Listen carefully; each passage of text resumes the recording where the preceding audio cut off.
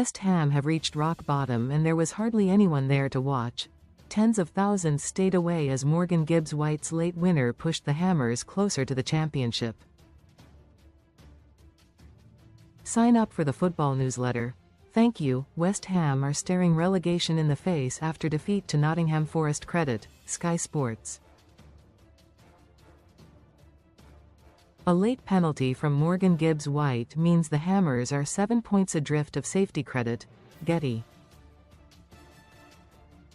Alphonse Areola's moment of madness saw West Ham concede a spot kick late on credit, Reuters. The Hammers' hopes of staying up are fading fast. Credit, Getty. Nuno Espirito Santo, who started the season in charge of Nottingham Forest, has now led West Ham on their worst Premier League run, 10 without a win, since 2007.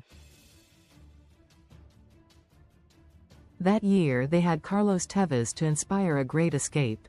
Two new strikers, Taty Castellanos and Pablo Felipe, were on show here but neither look fit to lace Tevez' boots. Forest arrived having lost their last four, fell behind to a Murillo own goal and looked miles off it, and still the Hammers collapsed. Nicolas Dominguez leveled with a looping header before Alphonse Areola conceded a late penalty and Gibbs-White took advantage, leaving the hosts 7 points adrift. Read more in football. After their shocking show at Wolves on Saturday, the message from the top at West Ham was that they were standing by their man. Having now surrendered 6 points to two of Nuno's former clubs, that stance is sure to be tested in the coming days. Hammers fans, and some players, would be glad to see the back of the Portuguese. One of West Ham's two new signings, Castellanos, went straight into the starting 11. Though you would not have known it crossing the bridge to the London Stadium, with screens outside the bowl showing Nicolas Fulkrug to be leading the line, despite the fact he now plays for AC Milan. Most read in football. Best free bets and betting sign-up offers. You could, however, forgive club staff for confusion over the team. Callum Wilson, who joined 5 months ago but is already leaving after tearing up his contract, was due to be on the bench at the start of the day. But come the evening, Wilson's name was nowhere to be seen on the team sheet. Wilson may only have scored 4 goals in his very short time at West Ham, but he was their joint top scorer. And, as ever with this club, there is no guarantee that the two men brought in, at a cost of £43 million, to replace him will be any good. Sean Dyche had wanted an early goal to turn the home fans against their side.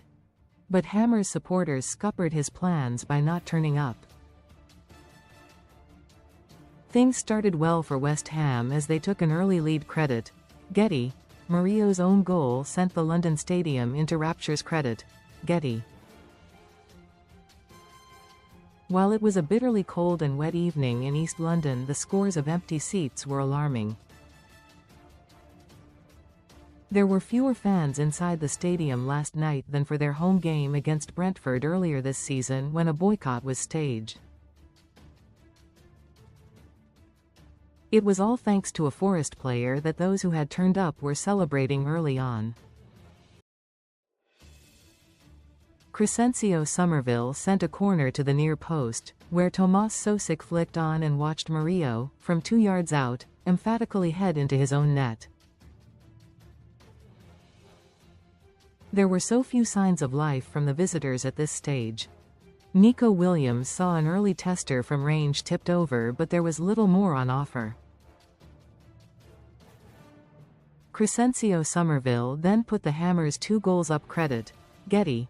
His effort was quickly ruled out for offside by VAR. Credit, Sky Sports.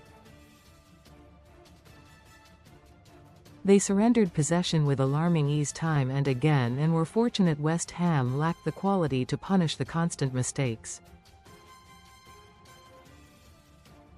Despite lacking control, Forest still have the individuals to hurt any side, and Callum Hudson-Odoi offered a reminder just before the break. cutting in from the left and striking the crossbar. The visitors were protesting after the interval when they were not given a corner despite a shot coming off Sosik and going behind. Deitch was even more incensed when, from the goal kick, the hosts went up the other end and doubled the lead, though it was ruled out due to a narrow offside against new man Castellanos in the build-up. Forest found a way back into the game 10 minutes into the second half. Credit, Alamy. Nicolas Dominguez's header gave the visitors renewed hope. Credit, PA, but their anger would soon disappear. The Forest boss pumped up his team after the VAR review, and they responded. After actually being awarded a corner 4 minutes later, they were level, though more by luck than judgment. Elliot Anderson swung the set piece into the near post where Dominguez sent a hopeful header looping into the air, fortunate that it headed to the back post and over the head of Kyle Walker-Peters. Areola's bizarre decision to come out of his goal saw Forest earn a late penalty. Credit, Getty. Gibbs-White slotted it away to secure all 3 points. Credit, Reuters. Nuno responded by adding £17 million striker Pablo to the mix, the Brazilian drawing a save from Matt Sells at the near post on the rebound from a Walker-Peters effort that had also been stopped. West Ham were forcing all the late pressure, skipper Jared Bowen seeing a strike just forced behind by Murillo having been sent through on the counter by youngster Ezra Mayers, before scuffing another effort wide. Recommended stories. Yet still they could not capitalize on Forest looking shaky and soon shot themselves in the foot after Areola caught Gibbs-White in the face. The French keeper rushed out to meet an Anderson free kick and instead slapped the Forest captain, an action only spotted by VAR, and allowed Gibbs-White to strike straight down the middle and snatch all 3 points. West Ham's survival hopes hand by a thread. Credit, PA.